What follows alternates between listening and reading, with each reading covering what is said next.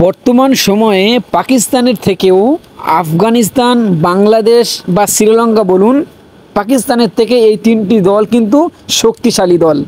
এর কারণ এরা কিন্তু ভারতের সাথে যখন খেলে এরাও ফাইট দিতে পারে, কন্টেস্ট করতে পারে ভারতের সাথে, কিন্তু পাকিস্তান কোনো কন্টেস্টই করতে পারে না। পাকিস্তানের থেকে বাংলাদেশ অনেক শক্তিশালী টিম, আফগানিস্তান অনেক শক্তিশালী টিম, শ্রীলঙ্কা অনেক শক্তিশালী টিম। এরা ভারতের সাথে, ইন্ডিয়ার সাথে এরা ফাইটিং করতে পারে, কন্টেস্ট করতে পারে, কিন্তু পাকিস্তান সেটা করতে পারে না। আমরা গতকাল দেখলাম পাকিস্তানকে খুব সহজভাবে হারিয়ে দিল ভারতীয় দল। ভারত পাকিস্তান ম্যাচ অনেক গুরুত্বপূর্ণ ম্যাচ, হাই ভোল্টেজ ম্যাচ, এটা যারা বলে না, এটা অনেক বড় ভুল কথা বলে। ভারত পাকিস্তান ম্যাচ আর সেরকম ইন্টারেস্ট নেই, আগে ছিল, এখন আর নেই। এখন পাকিস্তানের ক্রিকেটাররা সেরকম ক্রিকেটার আর নেই যে ভারতের সাথে ফাইট করে খেলবে, খুব কন্টেস্ট হবে, ভারতকে হারানোর চেষ্টা করবে পাকিস্তান দল। তাদের সেরকম প্লেয়ার নেই পাকিস্তানে, সেরকম প্লেয়ার দেখা যায় না। ওদের শুধু ম্যাচের আগে বড় বড় কথা যে আমরা ভারতকে 2বার হারাবো, এশিয়া কাপে আমরা 3বার হারাবো, আমরা চ্যাম্পিয়ন হব, শুধু এরকম ওদের ম্যাচের আগে বড় বড় কথা। এই ছাড়া ওরা কথা ছাড়া আর কিচ্ছু পারে না। মাঠের ক্রিকেটে ওরা পারফরমেন্সের দিক থেকে কোনো নাম নেই ওদের পাকিস্তানের। আমরা কালকে কি দেখলাম, পাকিস্তান কিন্তু 100 রানের মধ্যে গুড়িয়ে যেতে পারতো যদি শাহিন শাহ আফ্রিদি 16 বলে 33 রানের ইনিংসটা যদি না খেলতো, তাহলে কিন্তু পাকিস্তান 100 রানের মধ্যে গুড়িয়ে যেত, ভারতের সাথে 100 রানের মধ্যে গুড়িয়ে যেত। তাহলে কি পাকিস্তান তাহলে কি শক্তিশালী টিম হলো? তাহলে হাই ভোল্টেজ ম্যাচটা তাহলে কোথায়?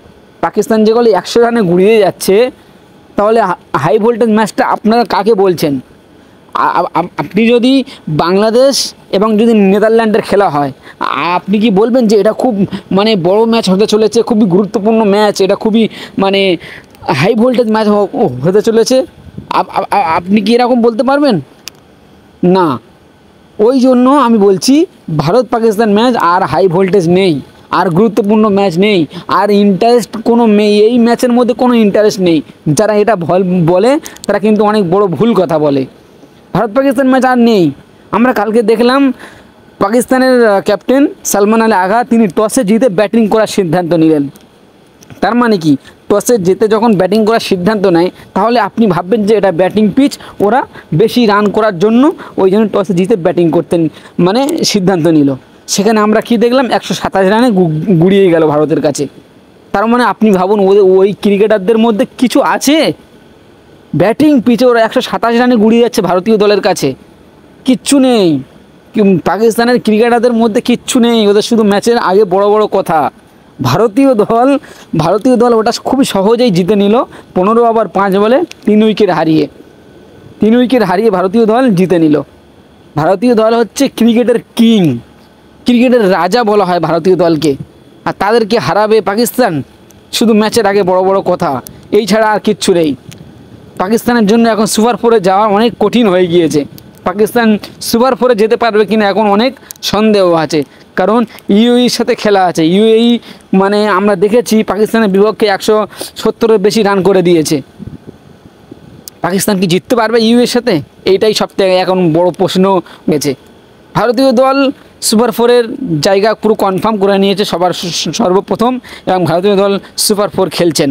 আপনার কি মনে হয় ভারতীয় দল এবং পাকিস্তান দল কি এটা কি হাই ভোল্টেজ বলে মনে হয়? আমার তো একদমই মনে হয় না। আর কালকে আমরা যেটা দেখলাম যে ম্যাচ শেষে বা ম্যাচের প্রথমে যখন যখন টসে জিতে সালমান আলী আগা এবং 2 ক্যাপ্টেন কিন্তু আমরা দেখলাম না হাত মিলিয়েছে, তারা হাত মিলায়নি। তাও ওখানে মানা যায় যে হাত মিলায়নি, ঠিক আছে, কিন্তু আমরা তারপরে কি দেখলাম, ম্যাচ শেষে আমরা যে দেখি 2 দলের কোচিং স্টাফ বা প্লেয়াররা সবার সাথে হাত মিলোয়, সেটা কিন্তু আমরা দেখতে পেলাম না কালকে এটা ম্যাচ দেখলাম না, আমরা শুধু মুখের কথা দেখলাম। ম্যাচের কোনো ক্রিকেটের কোনো পারফরমেন্স আমরা দেখতে পেলাম না কালকে ওটা ক্রিকেট খেলা বলে না, ওটা এমনি গ্রাম এলাকায় এরকমই খেলা হয়। ওটা ভারত পাকিস্তান ম্যাচ বলে এরকম আমরা আশা করিনি। ওটা ভারত পাকিস্তান ম্যাচ হবে, খুবই কন্টেস্ট হবে, দর্শকরা করবে, সেরকম আমরা কিচ্ছুই দেখলাম না। আমরা শুধু দেখলাম ম্যাচের আগে কথাবার্তা, ম্যাচের পরে শুধু মুখের কথা আমরা শুনলাম। ম্যাচ শেষে দেখলাম না হাত মিলাচ্ছে না, ম্যাচ শেষে এই দেখলাম না, এ কি হচ্ছে ভারত পাকিস্তান ম্যাচে? ম্যাচ হচ্ছে নাকি রাজনীতি হচ্ছে? আমরা তো কিছুই বুঝতে পারছি না। ক্রিকেট খেলা হচ্ছে নাকি তো রাজনীতি চলছে, মানে ক্রিকেট মাঠে দুবাই স্টেডিয়ামে। আপনার কীরকম লাগলো এই ভারতীয় দল হাত মেলানো না পাকিস্তানের সাথে? এটা কি আপনার ভালো লেগেছে নাকি খারাপ লেগেছে? অবশ্যই আপনি একটা ক্রিকেট ভক্ত, আমার ভিডিও যারা দেখছেন বা যারা দেখবেন, একটা ক্রিকেট ভক্ত হয়ে আপনার কাছে এইটা কীরকম লাগলো যে ভারত পাকিস্তান হাত মেলালো না? ক্রিকেট খেলার একটা ভদ্রলোকের খেলা, তা সেই ভদ্রলোকের খেলাটা কি এরা ভদ্রলোকের মানে সম্মানে রাখছে? আপনার কি মনে হয়? অবশ্যই কমেন্ট বক্সে জানিয়ে যাবেন আপনার মতামত।